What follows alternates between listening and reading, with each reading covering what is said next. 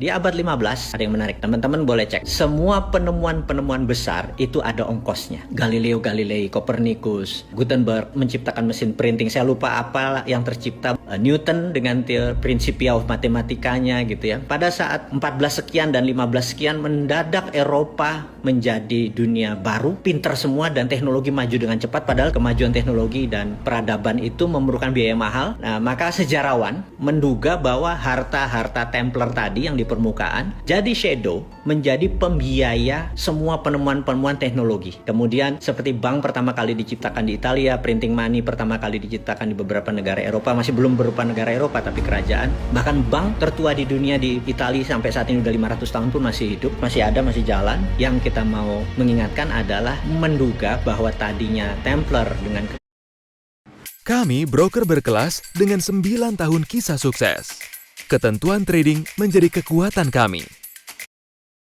kekayaan di permukaan, mereka main shadow. Kita lanjutkan shadow ini ya. Dan shadow ini mulai banyak, makanya saya pernah menceritakan tentang the winners get all. Jadi mereka mengontrol vena, mereka mengontrol bukan uangnya tapi jalur distribusi keuangan tersebut yang mereka kontrol. Kita tahu di abad 20, 1910 ya, kita lompat lagi 1910, waktu itu mata uang dunianya ada dua yang besar, yaitu pound sterling dan Swiss franc.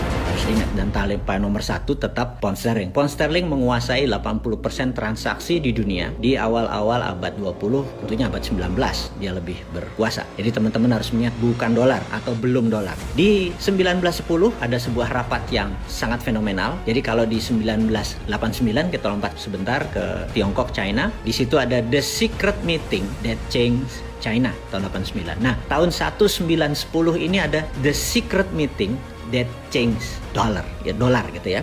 Jadi ada sebuah meeting besar di Jacqueline Island. Jadi teman-teman boleh cek Jacqueline Island 1910 gitu ya. Apa yang terjadi? Jacqueline Island 1910. Nah, di situ akan Anda lihat bahwa ada rapat yang luar biasa antara Partai Republik seperti sekarang ini lagi rapat dengan Partai Demokrat yang diinisiasi oleh keluarga Rothschild. Kita akan masuk sebuah nama nih, keluarga Rothschild. Oke, kemudian apa inisiasinya? Inisiasinya adalah meminta currency dunia adalah dolar gitu ya. Sementara pada saat itu Demokrat sangat cenderung miring ke Inggris atau ke Britania, dan mereka sangat tidak setuju dengan mata uang menggunakan dolar. Walaupun dolar adalah dolar Amerika, tapi mereka merasa nggak akan bisa dolar mengontrol 80% transaksi dunia. Sama seperti apa yang dilakukan yuan pada saat ini dengan 1,7% dari nilai transaksi dunia. Kita tahu 70-80% adalah menggunakan dolar. Toto yuan menyatakan dirinya akan challenge Amerika. Jadi sama persis seperti apa yang dimaui Rothschild, yaitu walaupun pound sterling dan Swiss franc juga dikuasai Rothschild, tapi dia ke depan melihat bahwa dolar is the future, dolar is the sunrise. Nah,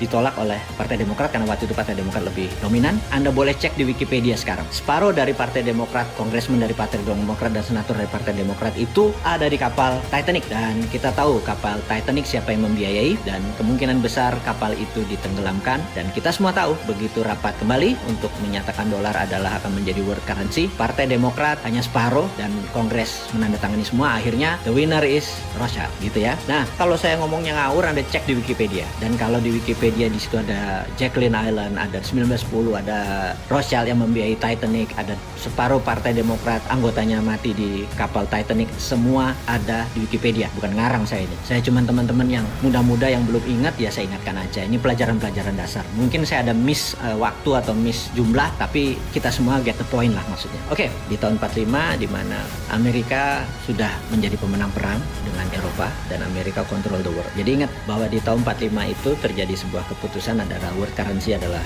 dolar, di mana delegasi Prancis tidak setuju, tapi 2 minggu kemudian delegasi Prancis menandatangani persetujuan tersebut. Kemudian Perang Dunia Kedua berakhir dan dunia menjadi baru dengan tatanan dunia baru. Oke, saya mau melompat lagi bahwa itu adalah cerita sejarah mundur dari zaman Templar sampai 1945, kemudian selama 70 tahun ya sampai sekarang 75 tahun Amerika control the world, Amerika control the currencies, Amerika control semuanya. Ingat, saya mau menceritakan bukan bukan Amerika yang kontrol world mengenai sistem pembayaran. Amerika memang memiliki dolar sebagai world currency, tetapi kita mau mengingatkan bahwa sistem pembayaran, payment system, payout system, transaksi dikuasai oleh globalis. Saya mau kasih contoh, dan berkali-kali cerita ini saya udah kasih contoh kepada teman-teman semua. Kalau saya punya uang, saya mau transfer $1.000 ke rekening Anda, sahabat semua, kita datang ke Bank Mandiri, saya ngisi formulir nama Anda, kemudian saya kasih $1.000 ke bank tersebut. Yang terjadi adalah bank tersebut, clerk reconcile namanya, kasir tersebut akan memberikan notifikasi ke New York. Kemudian New York akan memberikan notifikasi ke kota kecil namanya Basel di Switzerland. Nah, Basel menyatakan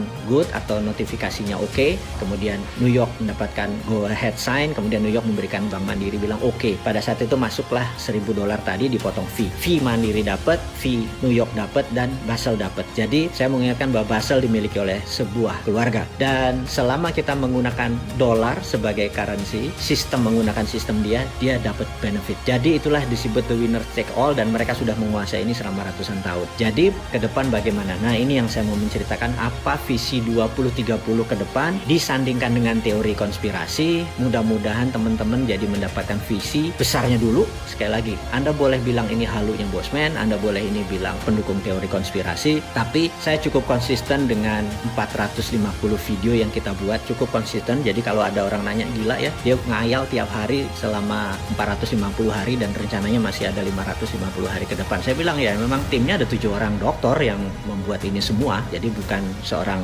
Bosman ilmunya bodoh gitu, geblek begitu orangnya gitu kan, nggak ada pinter-pinternya, cuman dikasih tahu, dikasih pinter, ya udah kita menjadi corongnya teman-teman gitu ya. Oke, saya akan menceritakan apa yang bulan Maret lalu sebenarnya saya sudah ungkapkan, bahwa satu, apa itu visi 2030 dari kacamata globalis. Sekali lagi ya, dari kacamata globalis. Apa sih yang globalis mau gitu ya? Globalis ini musuhnya adalah nasionalis. Jadi dia anti orang-orang yang nasionalis dan patriotis gitu. Dia anti. Jadi saat ini yang paling on to hot, yang paling borok-kokok adalah si Trump itu. Dia nasionalis, patriotis. Globalis nggak suka gitu ya. Siapa lagi globalis? Globalis adalah yang mengatur tatanan dunia baru, bukan country. Nih saya harus puter-puter teman-teman atau sahabat semua biar paham. Oke, kita lanjut. Apa visi 2030 untuk globalis? Visinya dia ingin mengontrol currency. Oke, ini kalimatnya saya vulgarkan. Ada 20 step, 20 langkah yang akan dia lakukan dari sekarang sampai 2 tahun ke depan. Sekarang ini nanti kita bahas ya. Jadi begini, langkah pertama adalah mengendalikan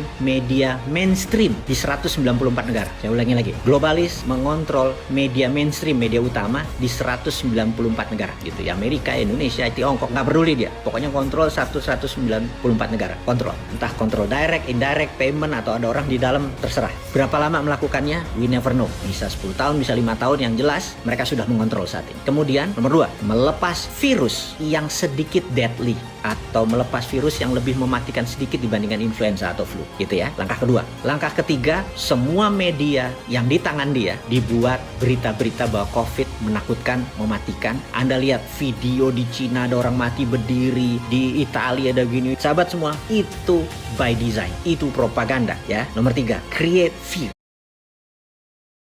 Alibaba.com B2B Trade App. Discover all that we offer. Menciptakan ketakutan. Keempat, menyarankan total lockdown. Nah, tujuannya apa? Tujuannya dia ingin memukul ekonomi hingga separuh dari transaksi di dunia saat itu, gitu ya. Kemudian dia ingin 50% populasi dari tenaga kerja menjadi unemployed, tidak bekerja. Oke? Dan ini dipukul bergantian dengan total lockdown di beberapa negara, gitu ya. Nomor 5, dia menyebarkan PCR yang sangat sensitif. Ini harus diingat lagi nih ya. Menyebarkan PCR yang sangat sensitif. Dengan kesensitifan yang sangat sensitif tersebut, sehingga di mana-mana COVID ini menyebar seakan-akan sangat cepat gitu ya. Oke, saya lanjutkan lagi. Dan ini terus dipukul sampai November kemarin, karena tujuannya adalah political tool untuk memukul Trump. Jadi Trump menang atau Trump kalah, tugas COVID dalam political tool sudah selesai. Tapi tugas COVID sebagai pandemic, sebagai economic tool, sebagai biological tool, pandemic tool masih belum selesai. Sekali lagi, political tool sudah selesai. Karena political tool sudah selesai, maka tugas COVID sudah berbeda nih ya. Sekali lagi. Dan ini yang harus diingat. Maka setelah banyak lockdown, banyak pengangguran segala macam, nah ini yang paling penting, akan diterbitkan placebo vaksin. Ini kurang ajar.